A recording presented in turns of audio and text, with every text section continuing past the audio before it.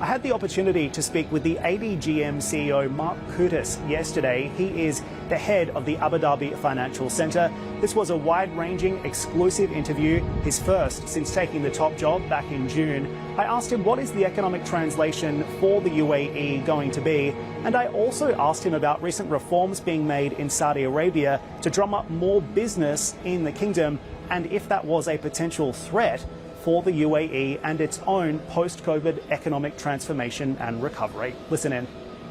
Business actually has been surprisingly robust.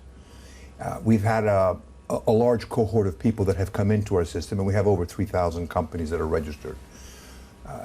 We have actually quite an interesting backlog of companies, individuals, family offices, and foundations that are making applications. So in that sense, we're very fortunate, and I would put us in the category of the people who have sort of emerged from the post-pandemic world on the right side of things. So overall, thumbs up. And the UAE is definitely on show at the moment. Expo is now underway. I want your take on this because this is a major capital works program. It comes at significant expense. So what is the return on the UAE's multi-billion-dollar Expo investment going to be in your view? So the return has to be calibrated from a financial standpoint, money expended, money coming in. And I think there will be people coming in and also staying for a few extra days, just for holidays.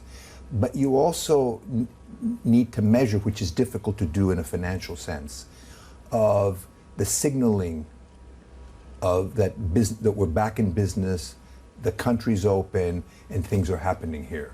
So between the two, I think the results are very positive.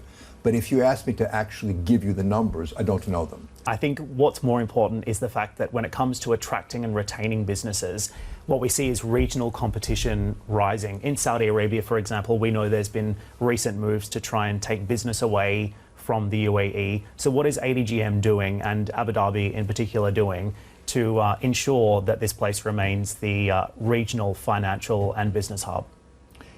Yeah, that's a good question. So, I mean, if you think of the world in terms of zero sum, one could take that angle. I mean, I would say, because I've spent all my life in investments and in trading and on trading desks and in banks, when I look at a place, at a jurisdiction, what I think about is, what are the benefits of being there? And there are multiple ones, right? Because here, it's easy to move your family, it's easy to live here, right?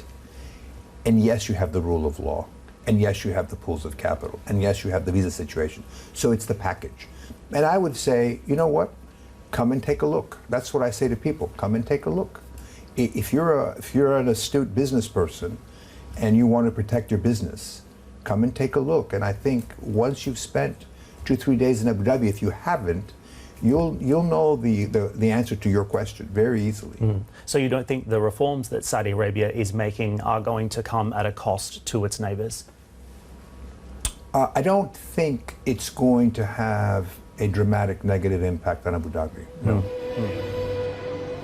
Juliana, Expo 2020 Dubai was forecast to bring in around $30 billion in investment for the UAE, but the verdict is still out on whether or not the reward is going to be worth the journey. It's back over to you. Dan, thank you so much for bringing us that interview and all the interviews over the last few days. You can hear more from Dan's interview with Mark Cutis, including his view on where Abu Dhabi will be positioning itself on crypto trades. Just head to CNBC.com.